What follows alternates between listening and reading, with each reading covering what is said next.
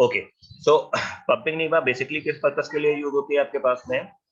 किसी भी ग्रामर को कॉन्टेक्स्ट फ्री प्रूफ करने के लिए, नॉट कॉन्टेक्स्ट फ्री प्रूफ करने के लिए, राइट? बेसिक रूल क्या है आपके पास में? जो लेंथ ऑफ एस है, एस आपके पास में क्या है? String, right? ये हमेशा ग्रेटर देन इक्वल टू होना चाहिए किसके? पंपिंग लेंथ के। पंपिंग लेंथ को हम किससे यूज करते हैं? पी से। अब इस बेसिक पार्ट को हम लोग 5 पीसेस में डिवाइड करते हैं। 5 पीसेस का मीनिंग क्या होता है कि हम अलग अलग पार्ट्स को अलग अलग पर्पस के लिए यूज कर रहे हैं, और इसके बेसिस पे हम लोग डिफाइन करेंगे कि हमारे पास में कोई भी लैंग्वेज जो है वो आपके पास में कॉन्टेक्स्ट फ्री नहीं है। It's just like a older mathematics term, जैसे हम लोग यूज करते थे कि आपके पास में कोई भी चीज हमने कंट्राडिक्टरी मान ली और बाद में हमने उसे प्रूव कर दिया कि आपके पास में कंट्राडिक्टरी, इसलिए जो गिवन स्टेटमेंट है वो ट्रू है। So same kind of things we use in pumping lemma, right? So u v x y z such that the following condition। अब u v x y z में आपके पास में जो 5 पीसेस हैं उनको कैसे डिफाइन किया गया? उसके 3 कंडीशन है। पहला क्या है? u into v की power i x into y की power i z is in a capital A for every I is greater than 0। This is the first। Second rule है length of v and y। v and y की जो भी length होगी आपके पास वो हमेशा क्या होनी चाहिए? ग्रेटर देन 0 होनी चाहिए। And the third rule v x and y, right? v x and y की जो लेंथ है वो हमेशा लेस देन होनी चाहिए किसके? पंपिंग लेंथ के। To prove that language is not context free using pumping lemma for CFL following the right step. अब सबसे पहली चीज है, इन तीनों में से तीनों कंडीशन आपके पास में कभी भी सेटिस्फाई नहीं। इनमें से अगर आपके पास में कोई भी 2 कंडीशन सेटिस्फाई हो गई, राइट, तो हम बोल सकते हैं कि वो हमारे पास में नॉट कॉन्टेक्स्ट फ्री लैंग्वेज है, राइट? टर्म्स क्या है किसी भी चीज को प्रूव करने के? तो जो ऑब्जेक्टिव क्वेश्चन है उनमें इतना पार्ट जरूरी है। अब सब्जेक्टिव के पॉइंट ऑफ व्यू से हम लोग चीजें अंडरस्टैंड करते हैं। तो assume that A is a context free, हमने मान लिया पहले से कि ए हमारे पास में कॉन्टेक्स्ट फ्री लैंग्वेज है, राइट? और हम इसे बाद में क्या करेंगे? कंट्राडिक्टरी प्रूफ कर देंगे। It have a pumping length से y, ये हम एज्यूम कर लेते हैं। कोई भी हमारे पास में एक लेंथ स्ट्रिंग हम लोग आइडेंटिफाई करेंगे, that is called pumping length. All string longer than p can be pump, right? यानी length of s is greater than p होना चाहिए। Now find the string s in a such that mod of s यानी length of s is greater than equal to p। Divide s, जो string है उसको हम किस combination में divide करते हैं? u v x y z में डिवाइड करते हैं। क्लियर? ओके। इसके बाद हमारे पास में जो हम लोग फार्मूला पढ़ा था, इसको इस फार्मूले के बेसिस पर कन्वर्ट करते हैं और फिर इसे प्रूफ करते हैं, राइट? और अगर हमारे पास में लास्ट में कंट्राडिक्टरी प्रूफ हो जाता है तो इट मींस हमारे पास में जो हमने एजम्पशंस लिया हुआ था वो रॉन्ग प्रूफ हो गया, तो हमारे पास में जो गिविंग ग्रामर है वो हमारे पास में क्या होगी? Context free, not context free, right? अब इस चीज को प्रूफ कैसे करते हैं देखो, लिखा हुआ so language n equal to a की पावर n, b की पावर n, c की power n where n is greater than equal to 0 is not context free, right? अब कॉन्टेक्स्ट फ्री आपको प्रूफ करना है, तो हमने मान लिया कि कॉन्टेक्स्ट फ्री ग्रामर है, right? Not context free proof करना तो हमने कॉन्ट्राडिक्टरी मान लिया, कॉन्टेक्स्ट फ्री ग्रामर है। अब हमने इसकी एक लेंथ मान ली, l must be have a pumping length से p, right? Let take a string. अब ये जो स्ट्रिंग आप बनाते हो ये आपका एजम्पशन है, इसमें जो आप लेंथ लोगे वो आप पंपिंग लेंथ लोगे, राइट? तो देखो जो गिविंग स्ट्रिंग पैटर्न है हम उसे चेंज नहीं कर सकते। जैसे अगर हमने आपसे बोला कि आपके पास में स्ट्रिंग लेंथ आपके पास में a से स्टार्ट होगी और b से एंड होगी, right? Any length of a and b, तो a की पावर n b की पावर n क्या हुआ? जनरल मशीन है। अब इसको हमने क्या किया हुआ है? पंपिंग लेंथ के बेसिस पे कैटेगराइज किया हुआ है। तो पंपिंग लेंथ के बेसिस पे कैटेगराइज करने का मीनिंग क्या है आपके पास में? कि हमने इसका एक एजम्पशन ले लिया है, राइट? तो हमने इस पर्टिकुलर पार्ट को हमने कैसे कन्वर्ट कर दिया है? a की पावर p, b की पावर p, c की power p, right? Where p is pumping length. अब जो s है स्ट्रिंग आपने ये एज्यूम करी हुई है, इस स्ट्रिंग को हमने 5 पार्ट में डिवाइड कर दिया, u v x y z, right? u v x y z। अब u v x y z बनेगा कैसे? इस चीज पर मीनिंग समझते हैं। तो सपोज अगर हमने पंपिंग लेंथ 4 ली हुई है, क्लियर? पंपिंग लेंथ 4 लेने का मतलब है कि हमारे पास में टोटल स्ट्रिंग का जो लेंथ होगी वो a की पावर 4 हो गई, b की पावर 4 हो गई, c की पावर 4 हो गई। तो हम इसको ओपन करके लिखेंगे, पावर के फॉर्म में नहीं लिखेंगे। 1 2 3 4 a, राइट? फिर अगेन 1 2 3 4 b, फिर अगेन 1 2 3 4 c, राइट? तो देखो यहाँ पे हमने लिखा हुआ है 4 times a, 4 times b, 4 times c। ये एक्चुअल हमारे पास में स्ट्रिंग का रिप्रेजेंटेशन है। अब इसको हम u v x y z में कैसे डिवाइड करेंगे? ये हमारा एजम्पशन है। अब हमें क्या करना है? हमने जो ये चीजें पढ़ी इनकी कंडीशंस को हमें सेटिस्फाई करना है, राइट? तो हमने यहाँ पे u v x y z अपने टर्म में मांग सकते हैं, हम कोई भी टर्म मांग सकते हैं। ऐसा नहीं है कि जो हमने यहाँ विजिबल किया हुआ है you take that particular values of u, v, x, y and z. That is your assumption, right? So I define a different cases for that purpose, right? So u, v each contain only only one type of symbols. तो हमने बोला कि u एक ले रहा है, right? v हमारे पास में दो सिंबल्स हैं, एक है x हमने इस पूरी वैल्यू को मान लिया, y हमने c को मान लिया, z हमने डबल c को मान लिया। अब इस पे हम फॉर्मूला फिट करेंगे, तो हमारे पास में फॉर्मूला क्या था, u इंटू वी की power I, x into V की पावर ये y की पावर आई इंटू z। अब यहाँ जो i है वो आपको एज्यूम करना है, राइट? तो अगेन हमने i की वैल्यू क्या ले रखी है, 2 ले रखी है। तो हमारे पास फॉर्मूला किस में कन्वर्ट हो गया, u into V square X Y square Z. अब हम यहाँ पे u v x y z की वैल्यू रखेंगे, तो देखो u v x y z की वैल्यू रखी, तो u की वैल्यू कितनी थी, सिंगल ए तब v की वैल्यू कितनी थी, v स्क्वायर, तो v यहाँ पे क्या है, डबल ए, तो हमने 4 टाइम्स a रख दिया। इसके बाद x की वैल्यू क्या है, a और 4 टाइम्स b, तो हमने a और 4 टाइम्स b यहाँ पे रखा है, a और 4 टाइम्स b। इसके बाद y स्क्वायर की वैल्यू क्या है आपके पास में, c, तो डबल c हो गया। एंड z आपके पास में क्या था, सॉरी y स्क्वायर आपके पास में क्या है, ये है, तो y स्क्वायर की वैल्यू हमने रख दी, ठीक है। और फिर हमने किसकी वैल्यू रखी हुई है, z की वैल्यू रखी हुई है, क्लियर? सो अब हमारे पास में अगर हम इस वैल्यूज को अंडरस्टैंड करें, क्लियर, तो हमारे पास में जो स्ट्रिंग है वो क्या बन रही है, a की पावर 6, b की पावर 4 एंड c की पावर 5, ठीक है। अब जब हमारे पास में ये वैल्यू मिल रही है और जो हमने ऊपर वैल्यूज पढ़ी हैं उनमें क्या डिफरेंस है, देखो यहाँ पे n की पावर हम जब भी रखेंगे तो हमें सिमिलर मिलेगी, a, b और c तीनों की। लेकिन यहाँ पे हम सब्स्टिट्यूट कर रहे हैं तो हमें a की पावर क्या मिल रही है, 6, b की पावर क्या मिल रही है, 4 और c की पावर हमें क्या मिल रही है, 5, राइट? तो ये कभी भी आपके पास में ये जो स्ट्रिंग ड्राइव हुई है कभी भी इस सेट में लाई नहीं कर सकती। क्यों?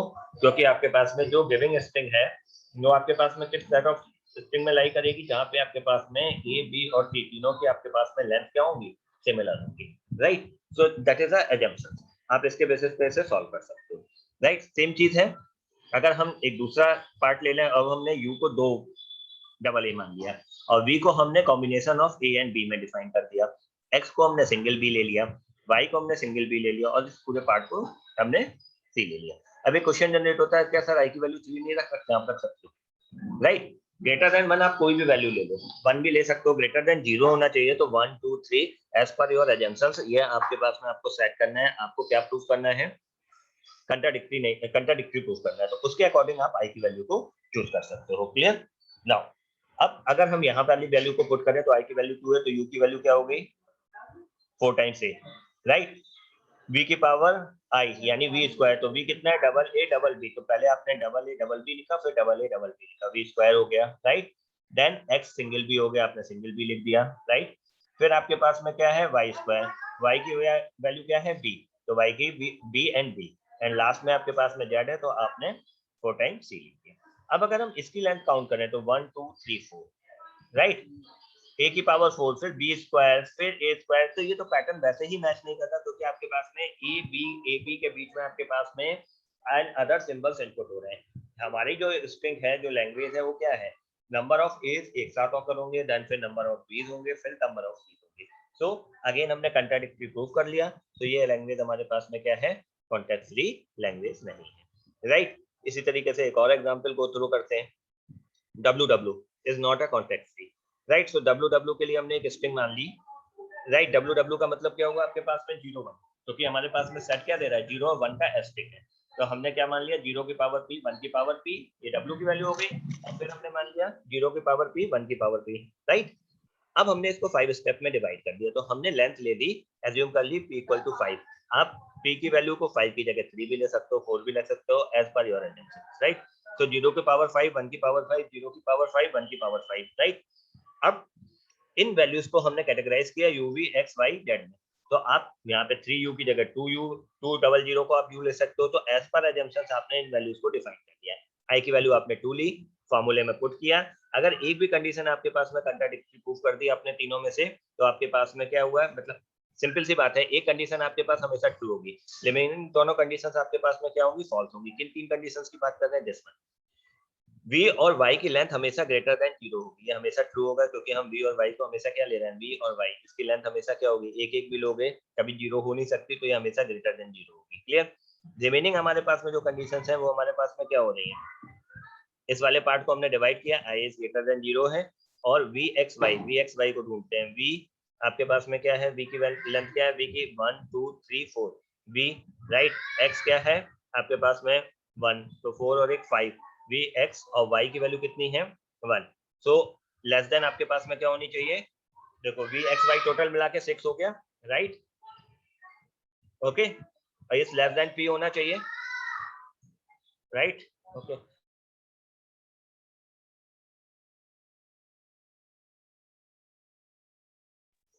ओके। सो अब यहाँ पे आपके पास में क्या है vxy, तो vxy की टोटल लेंथ जोड़ो, v कितना है 4, x कितना है 1, y कितना है 1, टोटल 6 हुई।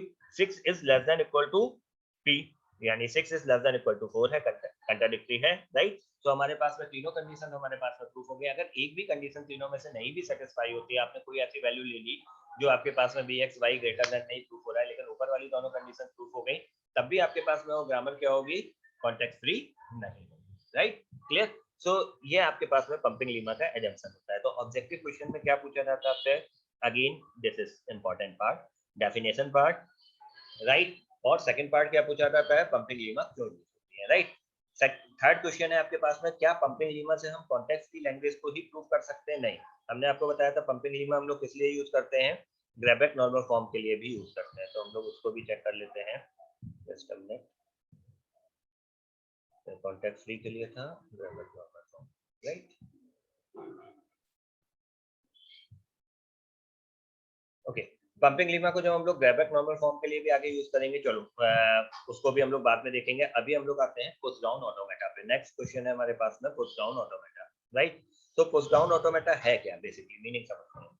अभी तक जो हमारे पास में प्रॉब्लम्स थी वो हमारे पास में क्या थी, सिंपल हम लोग एनएफए या डीएफए के बेसिस पे सॉल्व करते थे। यहाँ पे स्टोरेज कैपेसिटी नहीं, राइट। स्टोरेज कैपेसिटी का मतलब है कि हम किसी भी वैल्यूज को स्टोर करके उसे दोबारा रिचेक नहीं कर सकते हैं, क्लियर। फॉर एग्जाम्पल इसको इस तरीके से समझो, आपके पास में सपोज ये है कंस्ट्रक्ट पीडीए ए की पावर एन बी की पावर एन, राइट। अब हम अगर आपसे बोले कि यहाँ पे एन की वैल्यू, तो हमारे पास काउंटिंग का मैकेनिज्म नहीं था। हम क्या करते हैं, अगर हम स्टेट डिफाइन करते हैं डीएफए में या एनएफए में, तो हम लोग क्या करते हैं, एक एक पर्टिकुलर पार्ट को आगे ऐड ऑन करते जाते हैं। हमारे पास सेम चीज को रिपीट करने का, काउंट करने का इनफाइनाइट वैल्यूज है, लेकिन नंबर ऑफ टाइम काउंटिंग कितनी बार हुई ये हम काउंट नहीं कर सकते, राइट। सो इस तरीके की प्रॉब्लम्स में हमें क्या चाहिए, स्टोरेज चाहिए, राइट। सो स्टोरेज हमारे पास में क्या है, प्रॉब्लम है इसकी डीएफए की। सो इस चीज को ओवरकम किसमें किया गया आपके पास में, पुश डाउन ऑटोमेटा में, right. So push down automata क्या है? Push down automata is a way to implement a context-free grammar in a similar way we design a finite automata for regular grammar, right? It is most powerful than FSM, finite state machine, right? FSM has a very limited memory, but PDA has more memory, right? PDA is equal to finite state machine plus stack. यानी पुराने वाला जो चीज था उसमें हमने अब memory storage की, और ये मेमोरी स्टोरेज का कॉन्सेप्ट क्या है, स्टैक का सर के थ्रू किसी भी मशीन को डिजाइन कर रहे हैं, ओके। हेलो हाँ बेटा बोलो, सर एफएसएम में सब मेमोरी कहाँ होती है? कैसे फिर से बोलोगे बेटा। सब फाइनाइट ऑटोमेटा में सब मेमोरी कहाँ होती है? फाइनाइट ऑटोमेटा में मेमोरी नहीं होती। फाइनाइट ऑटोमेटा में मेमोरी का मतलब है, जैसे हम बोलते हैं ना कि आपके पास में नंबर ऑफ एज हो सकते हैं, नंबर ऑफ बीज हो सकते हैं। तो नंबर ऑफ एज को काउंट करने का मतलब क्या हुआ, हमने रिपीटिशन लूप लिया। तो उस सेंस में हम लोग बोल रहे हैं आपके पास में कि उसके पास लिमिटेड मेमोरी होती है, मतलब आप उसे स्टोर नहीं कर सकते, काउंट नहीं कर सकते। लिमिटेड मेमोरी का मतलब क्या हुआ कि हम उसे इनफाइनाइट टाइम तक यूज कर सकते हैं, बट उसमें एग्जैक्ट काउंटिंग नहीं यूज कर सकते। एग्जैक्ट काउंटिंग का मतलब है जैसे हम आपसे बोलें कि ए 2 बार ऑफ हो, बी 4 बार ऑफ हो, तो ये चीज पॉसिबल नहीं। मीनिंग समझ में आ रहा है, यस राइट। यस ये चीज हम लोग इंप्लीमेंट करते हैं स्टैक में। स्टैक में क्या है कि अगर हमने किसी भी चीज को काउंट करना है तो काउंट कर सकते हैं ना। हमने 2 बार ए डाला तो स्टैक में कितनी वैल्यूज गई, 2 एज गए, राइट। हम अगर कोऑप करेंगे तो हमें मालूम चल जाएगा ना हमने कितने एज निकाले हैं। तो एक बार एक निकाला तो काउंटिंग 1 हो गई, दूसरी बार ये निकाला तो 2 हो गई, तो यानी हमने 2 ए निकाले, राइट। So this concept is built into push down automata, right, okay. अब नेक्स्ट पार्ट आता है, stack is a way we arrange element one on top of another. The stack does 2 operation. सभी को पता है स्टैक 2 ऑपरेशन परफॉर्म करता है, push and pop. Push का मतलब होता है आपके पास में न्यू एलिमेंट को आप स्टैक में ऐड कर रहे हैं, पॉप का मतलब होता है you remove that particular element, right. Now push down automata has 3 component. अब आते हैं यहाँ पे पुश एमसीक्यू क्वेश्चन क्या बनता है, पुश डाउन ऑटोमेटा के कितने कंपोनेंट्स होते हैं, राइट। तो यू इजीली आंसर राइट। कौन कौन से 3 कंपोनेंट्स हैं? 3 कंपोनेंट्स होते हैं, input tape, finite control machine and stack with infinite, right. अब इनपुट मशीन का मतलब क्या है? इनपुट टेप सब लोगों ने आपके पास में कैसेट्स देखी होंगी या आपके पास में टेप टाइप्स देखी होंगी, जिसमें हम सीक्वेंशियली चीजों को राइट करते जाते हैं, हम एक लेवल पे पढ़ते चले जाते हैं। आगे स्टार्ट हुआ और जब आपके पास में खत्म हो जाता है तो फिर हम आपके पास में कैसेट पलट देते थे और फिर आपके पास में दूसरे साइड से स्टार्ट होती थी। तो टेप मैकेनिज्म क्या होता है? आप यूनिवर्सली लीनियरली चीजों को रीड या राइट करते जाते हो, राइट। फाइनाइट कंट्रोल मशीन क्या होती है? आपने एक एजम्पशन बनाया हुआ है, आपने एक रूल बनाया हुआ है, उस रूल के बेसिस पे आप क्या कर रहे हो? उस चीज को कंट्रोल कर रहे हो, और कंट्रोल करने के लिए जो आपको मेमोरी चाहिए उसके लिए आप क्या यूज कर रहे हो? स्टैक यूज कर रहे हो। क्लियर? तो 3 मैकेनिज्म यूज होते हैं ऑटोमेटा में। आपके पास में पहला क्या है? इनपुट टेप, सेकंड क्या है आपके पास में? Finite control machine, and third क्या है आपके पास में? स्टैक विद इनफाइनाइट सही। Okay, clear? तो ऑब्जेक्टिव क्वेश्चन के पॉइंट ऑफ व्यू पे समझ में आया पीडीए के 3 कंपोनेंट्स होते हैं, कौन कौन से कंपोनेंट्स होते हैं ये आपको याद है। अब आते हैं डेफिनेशन पॉइंट ऑफ व्यू पे। अगेन ऑब्जेक्टिव क्वेश्चन है, डेफिनेशन पॉइंट ऑफ व्यू पे कितने टपल्स डेफिनेशंस होते हैं पुट डाउन में? तो आपके आंसर होंगे 4, 5, 7, नन ऑफ दीस, राइट। तो आपको याद रखना है कि आपके पास में जो डीएफए एनएफए हम लोगों ने डेफिनेशन पढ़ी थी वो 5 टपल डेफिनेशन थी, ये आपके पास में 7 टपल डेफिनेशन है, राइट। 7 टपल में कुछ चीजें हम लोग पहले से पढ़ चुके हैं, कुछ चीजें हम लोग नहीं पढ़ेंगे। तो कैपिटल क्यू का मतलब है फाइनाइट सेट ऑफ स्टेट, पहले पढ़ चुके हैं, Q1 Q2 Q3, right. Sigma symbol किस लिए होता है? Finite set of input symbols, right. Small A small B जो भी हम लोग इनपुट प्रोवाइड करते हैं, राइट। टाउ है आपके पास में फाइनाइट स्टैक अल्फाबेट, इसको हम लोग बोलते हैं फाइनाइट स्टैक अल्फाबेट। इसके बाद डेल्टा है आपके पास में ट्रांजैक्शन फंक्शन, पहले भी हम लोग पढ़ चुके हैं। Q0 इनिशियल स्टेट, Z0 नया सिंबल है, Z0 का मतलब होता है स्टार्ट सिंबल, जो स्टार्ट सिंबल होता है उसको हम लोग Z0 बोलते हैं। And F is a set of final और एक्सेप्टिंग स्टेट, राइट। अब यहाँ पे देखो डेल्टा फंक्शन चेंज हुई है। डेल्टा फंक्शन में आपके पास में 3 पैरामीटर है, Q, A और X।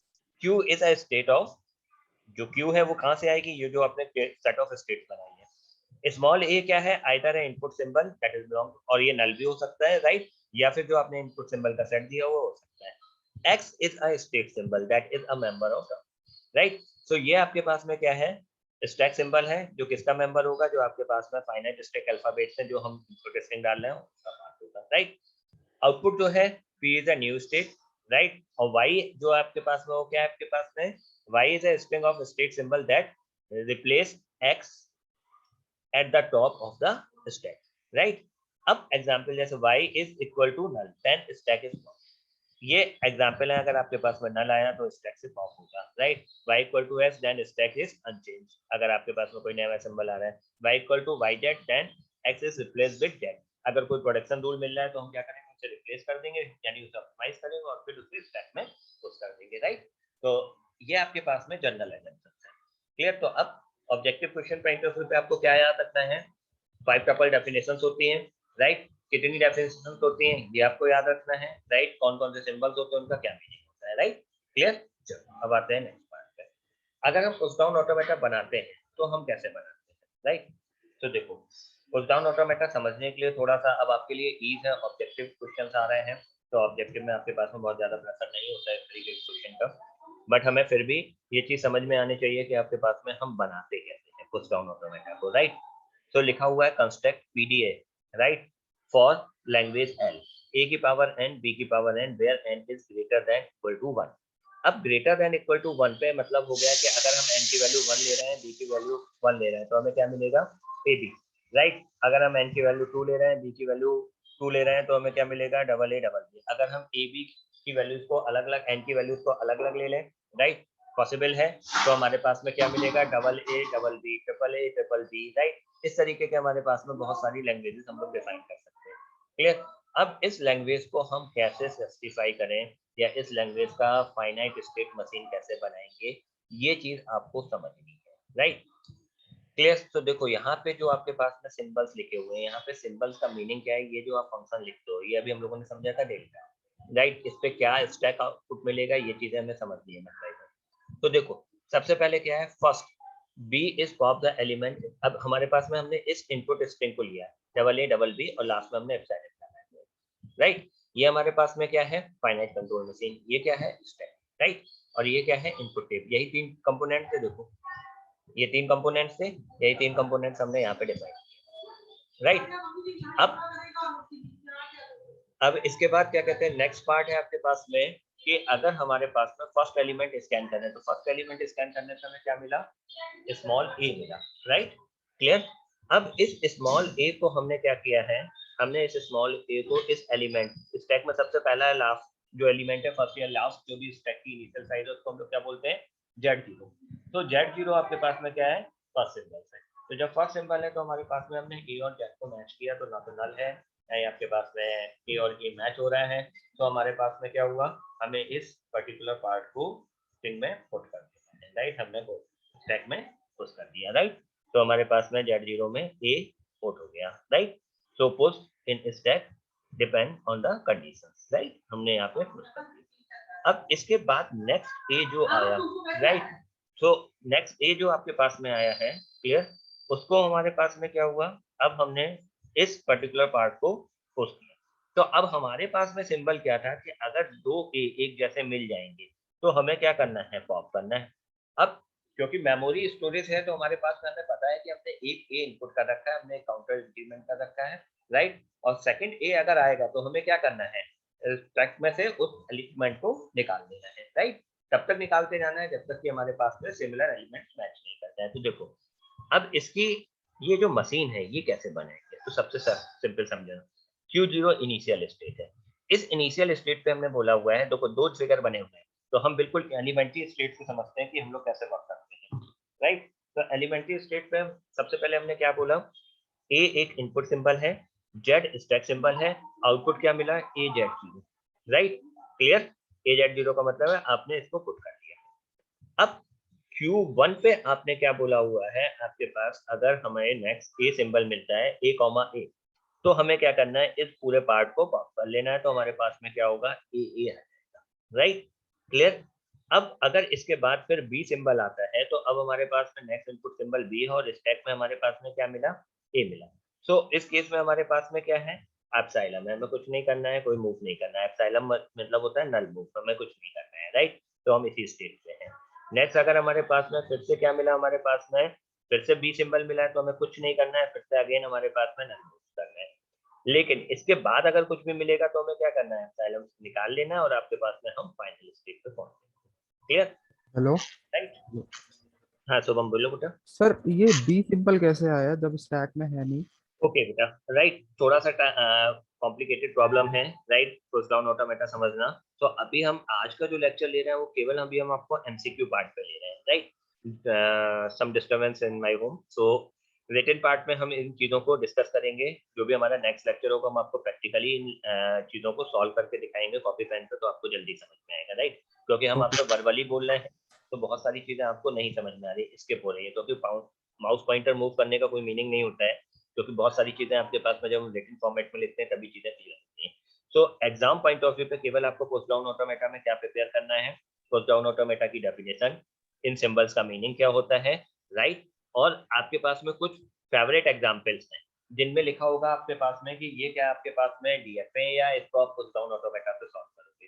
तो यहाँ पे आपको सिंपल याद रखना है, जहाँ पे भी हम काउंटिंग्स की बात करते हैं, इनफाइनाइट नहीं हो, काउंटिंग्स की बात कर रहे हैं कि आपके पास में किस नंबर के कंस्ट्रक्टर पीडी है जहाँ पे लैंग्वेज ए की पावर एन डी की पावर एन है, where N is greater than equal to 1, right. तो अब हमने आपके पास में काउंटिंग लगा रखी है कि एन की जो वैल्यू है वो हमारे पास में क्या है, ग्रेटर देन और इक्वल टू 1 होगी। तो इस तरीके की प्रॉब्लम जब हम सॉल्व करेंगे तो हमारे पास में हम पीडीए के थ्रू सॉल्व करेंगे। पीडीए और नॉर्मल आपके पास में जो लैंग्वेज है उनमें क्या डिफरेंस होता है आपके पास में, वहां पे आपके पास में काउंटिंग पॉसिबल नहीं है। जैसे दूसरा एग्जांपल देखो, construct a PDF for language such that number of A is equal to number of B. अब अगर हम इस मशीन की बात करें तो ये हमारे पास में नॉर्मल फाइनाइट स्टेट मशीन से नहीं मिल सकती है, बन सकती है, क्यों, हमें कैसे मालूम चलेगा कि नंबर ऑफ ए इक्वल होंगे नंबर ऑफ बी से, राइट। यानी हमारे पास में कितनी बार हमने ए डाला और कितनी बार हमने बी डाला, इसकी कोई काउंटिंग नहीं है हमारे पास में डीएफ, राइट। लेकिन ये काउंटिंग हम कहाँ पॉसिबल कर सकते हैं, जब हम पीडीए बना रहे हैं। पीडीए में हम ये चीज कैसे पॉसिबल कर सकते हैं, हमने एक रूल बनाया है, इसको ऐसे समझो, यहाँ पे जो आप रूल बनाते हो दैट इज इम्पोर्टेंट, वो हमें सोचना है कि वो रूल कैसे बनेगा। तो नंबर ऑफ इक्वल टू ए, यानी हम क्या करेंगे, पुश और पॉप के फंक्शन कब कॉल करेंगे, बस यही पीडीए होता है। हमें क्या चीज सोचनी होती है, पुश फंक्शन कब तक काम करेगा और पॉप फंक्शन कब काम करेगा। तो पुश काम करने का मतलब आपके पास में क्या हुआ, आप तब तक ए को डालते रहोगे जब तक कि बी का ऑकरेंस नहीं, राइट। आपने क्या बोला हुआ है, a is equal to number of b, तो हमने बोला हुआ है कि हम ए को अगर पोस्ट करेंगे, राइट, तो हमारे पास में क्या है, वो इक्वल टू बी के बराबर होना चाहिए। जैसे लैंग्वेज लिए A B, B A B B, right, यानी हमारे पास में सारे कॉम्बिनेशन। तो अब हम इन कॉम्बिनेशंस को कैसे काउंट करें, तो हमने बोला है कि अगर सेम सिंबल आएगा तो हमें क्या करना है, पोस्ट करना है, और अगर डिफरेंट सिंबल आएगा तो हमें पॉप करना है। तो हम काउंटिंग कर सकते हैं, तभी पॉसिबल है कि नंबर ऑफ एज और नंबर ऑफ बीस को हम डिफाइन कर सकते हैं। अदरवाइज हम number of A equal to number of B's को काउंट नहीं कर सकते। तो क्या रूल मिला हमारे पास में, हमें पुश कब करना है, जब सेम एलिमेंट आएगा। अगर ए के बाद ए मिला तो पुश कर देना है, लेकिन अगर ए के बाद बी मिला तो हम निकाल देंगे। तो हमें मालूम चल जाएगा हमारे पास में कितने नंबर ऑफ एज थे और कितने नंबर ऑफ बीस थे। अगर कोई स्ट्रिंग बराबर नहीं होगी तो क्या होगा, स्टैक में हमारे पास में क्या होगा, कोई ना कोई एलिमेंट से रिमेन रह जाएगा और हमारे पास में इनपुट जो टेप है वो हमारे पास में क्या होगा, पेटेंट हो जाएगा, यानी नंबर ऑफ ए और नंबर ऑफ बी हमारे पास में बराबर नहीं होंगे, राइट। सो पीडीए की बहुत सारी प्रॉब्लम्स हैं जिनको हम लोग यूज कर सकते हैं, राइट। यहाँ पे हमने कुछ चीजें समझाने की कोशिश करी है, उस चीज को समझना, right. Again MCQ point of view पे पीडीए में आपके पास में दो तरीके के पीडीए होते हैं, एनडीपीडीए और डीपीडीए, राइट। सो नॉन डिटर्मिनिस्टिक और डिटर्मिनिस्टिक पीडीए, सिंपल सा मीनिंग है। सो डीपीए इज लेस देन एनडीपीए। अगर हम आपसे बोलें कि डिटर्मिनिस्टिक पुश डाउन ऑटोमेटा में जो नंबर ऑफ स्टेट्स होंगी वो हमेशा लेस होंगी किससे, non deterministic push down automata से, राइट। अब जो आपके पास में in PDA transaction table is not possible, ये एमसीक्यू क्वेश्चन है। क्या आपके पास में पीडीए में ट्रांजैक्शन टेबल बनती है, तो आप आंसर हमेशा दोगे not available, right. CFL, right, जो आपके पास में सीएफएल है फॉर सम जो कॉन्टेक्स्ट फ्री लैंग्वेज है, वो बहुत सारे आपके पास में डिटर्मिनिस्टिक लैंग्वेज के लिए, सारे डिटर्मिनिस्टिक लैंग्वेज के लिए डिफाइन नहीं हो सकती है, कुछ के लिए ही डिफाइन हो सकती है। लेकिन एनडीपीडीए जो आपके पास होता है, non deterministic push down automata, ये सारी सीएफएल के लिए डिजाइन हो सकता है। So these are the MCQ questions, right. यहाँ पे आपके पास में एमसीक्यू क्वेश्चन बनते हैं। अब representation of stack operations, push pop और स्किप ऑपरेशंस को कैसे डिफाइन करते हैं, that is the MCQ question, right. आपकी प्रॉब्लम सॉल्व नहीं कराई जाएगी, बट आपसे ये पूछा जा सकता है कि पुश ऑपरेशन कैसे परफॉर्म होते हैं, पॉप ऑपरेशन कैसे परफॉर्म होता है पुश डाउन ऑटोमेटा में। तो आपको ये चीज समझ में आनी चाहिए। A comma z zero, z zero क्या है, स्टैक सिंबल।